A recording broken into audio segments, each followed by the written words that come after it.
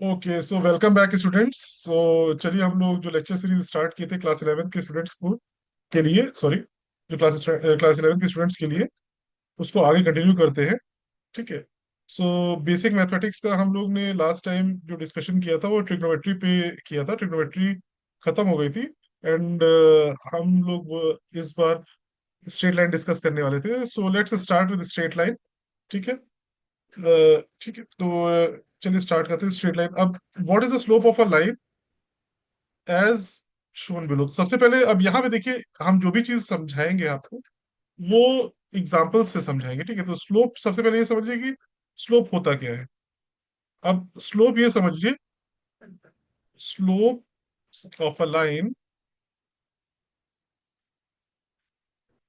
Is tangent of the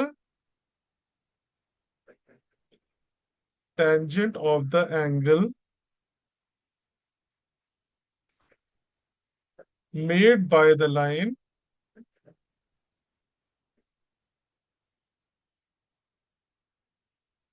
with the positive direction of x-axis, with the positive direction of x axis. तो पहले ये तो definition हो गई।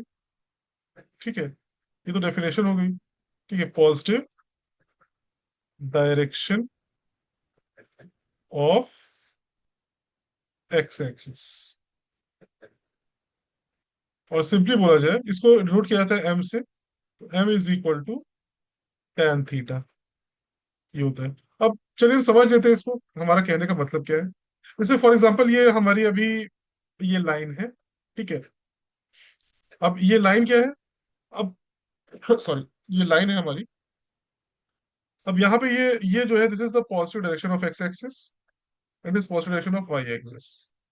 तो positive direction of x axis से जो हमारी ये लाइन है, ये पिंक कलर की जो लाइन है, ये जो भी एंगल बनाएगी, ठीक है, जो भी एंगल बनाएगी, उसका जो टेंजेंट वैल्यू होगी that will be the slope of a line. अच्छा, और एक चीज हमेशा याद रखिएगा, एक चीज हमेशा याद रखिएगा। अब अगर हम आपसे एक सवाल पूछे, इस सवाल के थ्रू आपको समझाएंगे तो ज्यादा अच्छा समझ में आएगा। अगर हम आपसे पूछे कि जैसे कि यहाँ पे अगर हमें स्लोप निकालना है पहले वाले केस पे, ये तो आप स्लोप सीधे सीधे क्या कर देंगे, m is equal to tan 45 कर देंगे and that will come out to be 1। अगर हम दूसरा वाला एग्जांपल लें, उसमें भी तो ये, अब देखिए इसमें क्या है, positive direction of x axis ये है, positive direction of Y axis ये है। अब आपसे अगर यहाँ पूछ लिया जाए कि स्लोप ऑफ अ लाइन क्या है, क्या ये एम एम की वैल्यू tan 120 डिग्री होगा या tan 60 डिग्री होगा। अगर हम आपसे ये पूछे कि यहाँ पे एम की वैल्यू tan 120 डिग्री होगी या tan 60 डिग्री होगी, क्योंकि देखिए दोनों ही एंगल, अगर हम इस एंगल को लें तो this is also an angle that the line makes with the positive direction of x axis. और ये 60 डिग्री ले तो ये भी क्या कहते हैं, this is also the angle that line makes with the positive direction of x axis. तो हमेशा एक चीज याद रखिएगा कि हमें हमें हमेशा पॉजिटिव एंगल लेना है। पॉजिटिव एंगल मतलब वो एंगल लेना है जो कि एक्स एक्सिस से एंटी क्लॉकवाइज सेंस में मूव करे, उसको हम पॉजिटिव एंगल कहते हैं। अगर कोई एंगल पॉजिटिव एक्स डायरेक्शन से क्लॉकवाइज डायरेक्शन में मूव करता है तो उसे नेगेटिव एंगल कहा जाता है। तो हमेशा हमें पॉजिटिव एंगल लेना है। तो यहाँ पे ये वाला जो होगा that will be the slope of the line, and ये वाला सही नहीं होगा। तो इसका जो स्लोप होगा, m will be equal to tan 120 degree, that is equal to -√3। ये इसका स्लोप हो जाएगा। ठीक है। अच्छा, एक चीज याद रखिएगा, अगर हम आपसे पूछे यहाँ पे, लाइन का बेसिकली जो स्लोप होता है वो दो ही तरीके का हो सकता है। ठीक है, या तो देखिए, अगर अगर क्या कहते हैं, हमारी लाइन है, कुछ ऐसी लाइन है, ठीक है, जिसमें कि ये जो एंगल बना रही है लाइन, ये theta, that is an acute angle, that is positive direction of x axis से ये ऐसा एंगल बना रही है जिसकी वैल्यू, जो थीटा की जो वैल्यू है, दैट इज लेस देन और इक्वल टू 90 डिग्री। तब फिर क्या होगा कि स्लोप इस केस में क्या होता है, स्लोप तब पॉजिटिव होता है, स्लोप इज पॉजिटिव। ठीक है, लेकिन अगर यही अगर ऐसा हो जाए, अगर हमारी लाइन है, स्ट्रेट लाइन है, और वो ऐसे जा रही है, तो इसमें क्या हो जाएगा। अब यहाँ पे अगर थीटा ये है, तो अब ये क्या हो गया, ये एंगल जो हो गया दिस इज ऑब्ट्यूज। ये एंगल क्या था, ये एंगल अक्यूट एंगल था। अब क्या हो गया, अब यहाँ पे ये एंगल क्या हो गया, दिस इज ऑब्ट्यूज एंगल, मतलब जो एंगल है that is greater than 90 degree. तो अब यहाँ पे स्लोप क्या आ जाएगा, slope will come out to be negative. तो स्लोप पॉजिटिव और नेगेटिव होता है डिपेंडिंग अपॉन जो एंगल थीटा है, दैट इज अक्यूट एंगल और ऑब्ट्यूज एंगल। ठीक है, तो ये कंसेप्ट था हमारे स्लोप ऑफ अ लाइन का। तो ये चीज हमेशा याद रखिएगा, m is equal to tan theta. ठीक है, अब हम क्वेश्चंस कुछ करेंगे तो उससे आपको और चीजें क्लियर होंगी। What is the slope of a line joining this and this. अच्छा, यहाँ पे पहले एक कंसेप्ट आपको बता देते हैं कि देखिए, अभी हमने एम टेन थीटा बता दिया था, अब यहाँ पे हमने आपको दो पॉइंट्स दे दिया है। अब इसमें हम लोग क्या कहते हैं, स्लोप ऑफ लाइन कैसे निकालेंगे ये समझ लीजिए। जैसे मान लीजिए हमारी कोई लाइन ऐसी है, सॉरी लाइन कह रही है, वाई एक्सिस है and this is x axis, this is x axis and this is y axis. यहाँ पे लाइन जो जा रही है वो कुछ ऐसी जा रही है। ठीक है, ये हमारा, अब हमें ये पता है कि the angle that the line makes the positive direction of x axis, जो उसका टैन वैल्यू होगी वही स्लोप होगा। लेकिन यहाँ पे तो हमें थीटा मिला ही नहीं हुआ है, हमें तो यहाँ पे दो पॉइंट्स दिए हुए हैं बस। एक दिया हुआ है, कोई पॉइंट दिया हुआ है x1 y1, और दूसरा कोई पॉइंट दे दिया इसी पे x2 y2। अब हम स्लोप कैसे निकालें? तो अब एक चीज याद रखिएगा, अब हम क्या करेंगे, इसमें कुछ नहीं किया जाता है। हम एक लाइन को इस पॉइंट से x1 y1 से एक हॉरिजॉन्टल लाइन ड्रॉ करते हैं और x2 y2 से एक वर्टिकल लाइन ड्रॉ करते हैं। अब अगर इस ट्राइंगल को देखें आप, ठीक है, ये ट्राइंगल देखिए आप, ट्राइंगल,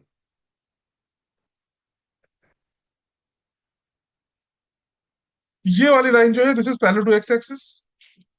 तो ये एंगल क्या हो जाएगा, this will also be equal to theta, this will also be equal to theta.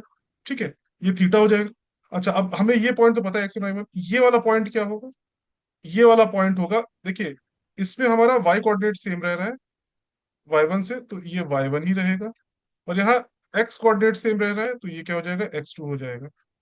तो अब अगर हमें देखिए tan थीटा, अब हम ऐसे तो नहीं निकाल सकते, लेकिन tan थीटा ऐसे निकाल लेंगे कि ये जो होगी दिस लेंथ, ये दिस इज डेल्टा वाई हो जाएगी, और ये लेंथ क्या है, दिस इज डेल्टा एक्स।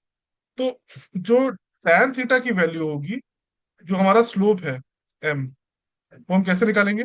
अब इस ट्राइंगल से निकालेंगे। इस ट्राइंगल में ये राइट एंगल ट्राइंगल है, ठीक है, राइट एंगल ट्राइंगल है, तो tan theta will be equal to delta y by delta x.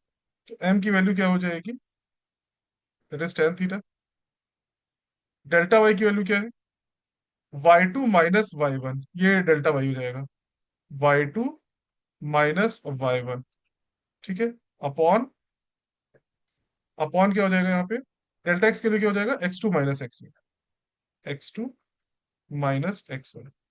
तो ये इस तरीके से भी हम लोग स्लोप निकाल सकते हैं। वाइट, अगर दो पॉइंट्स दिए हुए हैं तो tan थीटा की वैल्यू सिंपली क्या हो जाएगी, y2 - y1 अपन x2 - x1। तो अब चलिए हम लोग क्वेश्चंस पे आते हैं।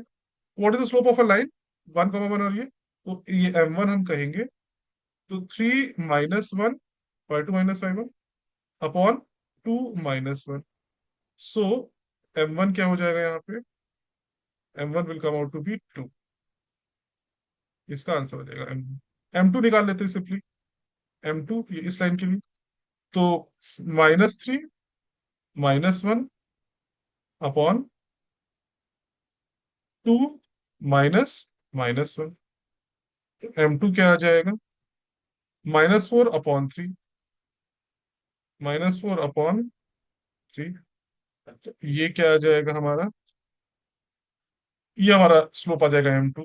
ठीक है, तो ये दो दो इसका ये हो गया। अब हम लोग कई बार ऐसा पूछते हैं कि find the equation of line. ठीक है, इक्वेशन ऑफ लाइन, स्लोप ये है और पासिंग थ्रू ये। देखिए, अब हमें क्या है कि इक्वेशन ऑफ लाइन जो होगी जनरली किस फॉर्म की होगी, आपके लिए बता के चलते हैं कि y is equal to mx plus C के फॉर्म की ही होगी। बस इतना याद रखिएगा कि y is equal to mx plus C के फॉर्म की ही होगी। और क्वेश्चन, जब जब भी क्वेश्चन ऑफ लाइन निकालनी होगी, अभी आप लोग स्ट्रेट लाइंस मैथ्स में डिटेल में पढ़ेंगे, लेकिन फिर भी हम यहाँ बता देते हैं कि जब भी इक्वेशन ऑफ लाइन निकालनी होगी तो आपको दो इन्फॉर्मेशन की जरूरत पड़ेगी। वो कोई भी दो इन्फॉर्मेशन हो सकती है, आइदर टू पॉइंट्स हो सकते हैं, या एक एक्स इंटरसेप्ट एक वाई इंटरसेप्ट हो सकता है लाइन का, या एक स्लोप दे दिया और एक एक्स इंटरसेप्ट दे दिया, या एक स्लोप दे दिया एक वाई इंटरसेप्ट दे दिया। कोई भी दो इन्फॉर्मेशन अगर हमें मिल गई तो हम इक्वेशन ऑफ लाइन निकाल सकते हैं। जैसे यहाँ पे क्या दिया है, यहाँ पे स्लोप दिया है और एक पॉइंट दिया है। तो अब हम क्या लिखेंगे, y is equal to M X plus C. ठीक है। अब m दिया हुआ है, m की वैल्यू तो ऑलरेडी दी हुई है, m की वैल्यू हमें दी हुई है, क्या दिया हुआ है, 3। तो हम ये इक्वेशन क्या बन जाएगी, y is equal to 3x plus C. अब हमें c जानना है। अगर हमें c पता चल गया तो इक्वेशन ऑफ लाइन हमें पता चल जाएगी। ठीक है। तो अब हम ये सेकंड जो पॉइंट दिया है उसकी वैल्यू सब्स्टिट्यूट कर दे, तो 3 is equal to 3 into 2 plus C. तो इससे c क्या आ जाएगा, c will come out to be -3। ठीक है, c will come out to be -3। So हमारा इक्वेशन ऑफ लाइन क्या बन जाएगी, y is equal to 3x -3। ये हमारी इक्वेशन ऑफ लाइन हो गई। ठीक है। सो आई होप आपको ये समझ में आया होगा। ठीक है। Joining these two line. अब देखिए ये दो, अब हमने कहा था किसी तरीके से, मतलब ये y equal to M X plus C है ना, उसमें हमें m और c की वैल्यू बस निकाल लेनी है। तो वो इन्फो और उनकी वैल्यू निकालने के लिए हमें क्या करना होगा, कोई भी दो इन्फॉर्मेशन मिल जाए हो जाएगा। जैसे हमने ये क्या लिया, y is equal to M X plus C, ये रखा। अब हम क्या करेंगे ना, हमें m पता है ना c पता है, तो हम पहला पॉइंट डाल देते हैं। तो पहला पॉइंट डालेंगे तो क्या आ जाएगा यहाँ पे, पहला पॉइंट डालेंगे तो y की वैल्यू 1 है, -m प्लस सी। तो इससे क्या आ जाएगा, c -m is equal to 1। ये हमारी ये हमारा आ गया पहला पॉइंट। दूसरा करते हैं, दूसरा, ये हमारी फर्स्ट इक्वेशन आ गई। ठीक है, ये फर्स्ट इक्वेशन आ गई। अब दूसरी इक्वेशन हम सॉल्व करते हैं। y इज इक्वल टू, अच्छा, दूसरी इक्वेशन के लिए हम सीधे वैल्यू रख दे रहे हैं। उसकी वैल्यू रख दें तो क्या आ जाएगा, -3 is equal to 2m plus C. तो इससे क्या आ जाएगा, इससे आ जाएगा c plus 2m is equal to -3। ठीक है, ये हमारी आ गई दूसरी इक्वेशन। ये आ गई हमारी दूसरी इक्वेशन। अब हम क्या करेंगे, इन दोनों में क्या करेंगे, फर्स्ट में से सेकंड को सब्सट्रैक्ट कर देते हैं। तो क्या आ जाएगा, ये फर्स्ट में से सेकंड को सब्सट्रैक्ट कर देंगे तो ये माइनस, ये माइनस, ये प्लस। तो ये इक्वेशन क्या बन जाएगी, this will be -3m is equal to 4। और m क्या आ जाएगा, -4/3। m की वैल्यू हमें पता चल गई यहाँ से, स्लोप की वैल्यू पता चल गई। ठीक है, स्लोप की वैल्यू पता चल गई। अच्छा, हमें और भी एक चीज और जाननी है, क्या जानना है, c जानना है। तो हम बस कुछ नहीं, अब हम m की वैल्यू यहाँ डाल देंगे, किसी भी एक इक्वेशन में डाल देंगे, इसमें डाल देते हैं। तो c minus of -4/3 is equal to 1। तो ये क्या हो जाएगा, c plus 4/3 is equal to c is equal to 1 -4/3। तो c क्या आ जाएगा, इससे इससे c हमारा आ जाएगा -1/3। तो इससे हमारा c भी आ गया और वो भी आ गया। तो इक्वेशन क्या बन जाएगी, हम इक्वेशन यहाँ लिख देते हैं, y is equal to -4x/3 -1/3। ये हमारी इक्वेशन ऑफ लाइन बन जाएगी। और अगर प्रॉपर्ली इसको सॉल्व करना चाहे तो इसको ऐसे भी लिख सकते हैं, 3y plus 4x plus 1 is equal to 0। और सिंपली ये हो जाएगी इक्वेशन ऑफ लाइन। ठीक है, तो ये दोनों ही इक्वेशन ऑफ लाइन हो जाएगी। ठीक है, चलिए आगे बढ़ते हैं। अब यहाँ पे एक सवाल आता है, यहाँ ये पूछेगा कि मान लीजिए हमें एक पॉइंट दिया हुआ है 2,0 और ये दिया हुआ है। अब यहाँ देखिए, एक ध्यान देने वाली बात है, यहाँ पे यहाँ जो एंगल दिया हुआ है 45 डिग्री, ये हमें positive direction of x axis से नहीं दिया हुआ है। तो हमें positive direction of x axis से एंगल निकालना होगा। ये क्या होगा, अगर ये 45 डिग्री है, दिस विल बी 135 डिग्री। अब अगर ये 135 डिग्री है तो स्लोप तो हमें पता चल गया, स्लोप क्या हो गया, tan 135 डिग्री। tan 135 डिग्री पता चल गया। तो स्लोप की वैल्यू क्या आ गई, स्लोप की वैल्यू आ गई -1। स्लोप की वैल्यू आ गई -1। ठीक है। तो अब y is equal to M X plus C. Y, अब हमें क्या है, हमें इक्वेशन ऑफ लाइन किस फॉर्म की चाहिए होती है, y is equal to M X plus C के फॉर्म की चाहिए होती है। ठीक है। तो y is equal to M X plus C के लिए अगर चाहिए तो सी, अब हमें एक पॉइंट ऑलरेडी है हमारे पास, तो वाई की वैल्यू 0 है। एम हम ऑलरेडी कर चुके हैं, -1 × 2 + सी। तो सी क्या आ जाएगा, C will come out to be 2। तो ये हमारी दूसरी इंफॉर्मेशन आ गई। हमारी इक्वेशन ऑफ लाइन क्या हो जाएगी, इसको अगर हम लिखें, तो y = -x + 2, और सिंपली x + y = 2। ये हमारी आ जाएगी equation of line. Equation of line ये हो जाएगी। ठीक है। सो आप, आई होप कि आपको ये समझ में आया होगा। ठीक है। आते हैं अब और चीज। Also find the coordinates of the point where the above lines cuts the x and y axis. अब हमें ये पता करना है कि ये जो गिवन लाइन है, ये एक्स और वाई एक्सिस को कहाँ कट करेगी। कोई भी लाइन अगर, अब हम आगे बढ़ने से पहले आपको समझा देते हैं कुछ चीजें। कोई भी लाइन अगर एक्स और वाई एक्सिस को कहीं कट कर रही है, दिस इज से एक्स एक्सिस, दिस इज से वाई एक्सिस, ये मान लीजिए लाइन है, कोई आर्बिट्री लाइन है। अगर ये एक्स एक्सिस को कट कर रही है, जहां पे भी एक्स एक्सिस को कट कर रही होगी वहां पे क्या हो रहा होगा, वाई कोऑर्डिनेट 0 होगा। इसका कोऑर्डिनेट क्या होगा, कुछ a, 0, तो वाई कोऑर्डिनेट 0 होगा जहां पे ये एक्स एक्सिस को कट करी होगी। और जहां पे भी ये वाई कोऑर्डिनेट को कट करी होगी वहां पे एक्स कोऑर्डिनेट 0 होगा। 0, कुछ ऐसे होगा। तो बस इस फैक्ट को यूज करते हुए हम एक्स और वाई मतलब एक्सिस कहाँ कट करी वो निकालेंगे। तो अब देखिए, जहां पे ये एक्स एक्सिस को कट कर रही है वहां पे क्या हो रहा है, वाई कोऑर्डिनेट 0 जा रहा है। तो हम फॉर एक्स इंटरसेप्ट इस लाइन के लिए क्या लिखेंगे, फॉर एक्स इंटरसेप्ट,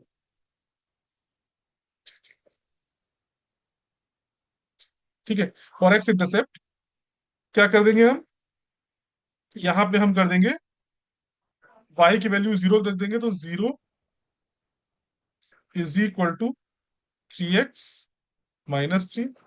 इससे क्या आ जाएगा, इससे आ जाएगा x की वैल्यू 1। ठीक है।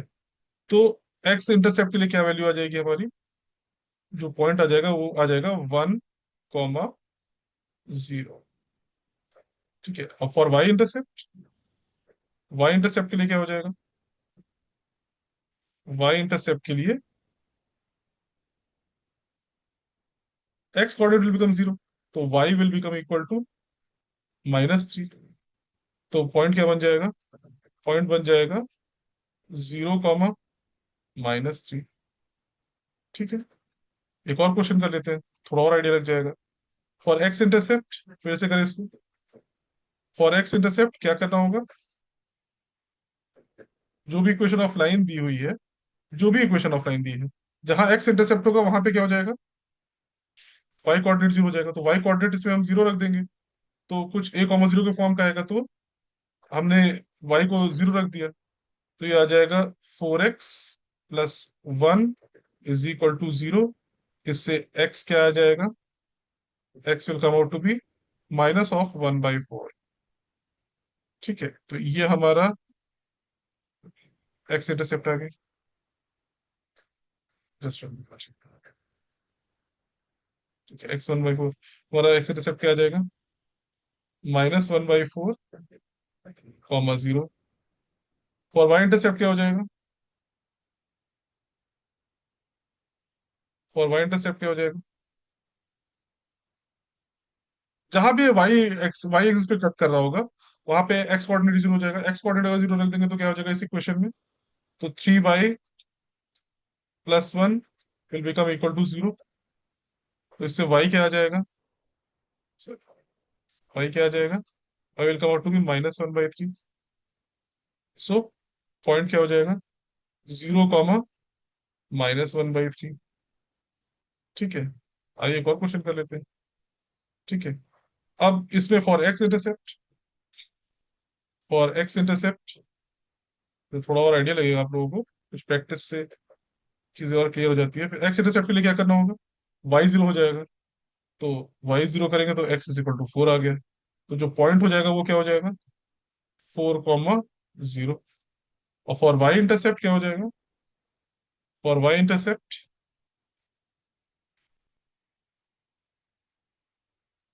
फॉर वाई इंटरसेप्ट जो हमारा एक्स हो जाएगा वो 0 हो जाएगा। तो ये क्या हो जाएगा, y = 4 हो जाएगा। तो इट विल बी 0, 4। ठीक है, तो ये y इंटरसेप्ट हो जाएगा।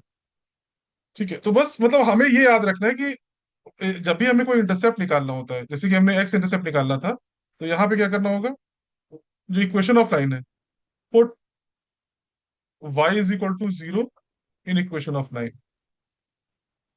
ठीक है, इन इक्वेशन ऑफ लाइन, और अपने आप वो आ जाएगा। और अगर x y इंटरसेप्ट निकालना है, तो put x is equal to 0 in equation of line. ठीक है, इन इक्वेशन ऑफ लाइन, बस इतना ही काम करना है, तो आपका आंसर आ जाएगा। ठीक है, तो आई होप कि अब इसके साथ ही हमारा स्ट्रेट लाइन जो हो जाता है वो हो जाता है खत्म।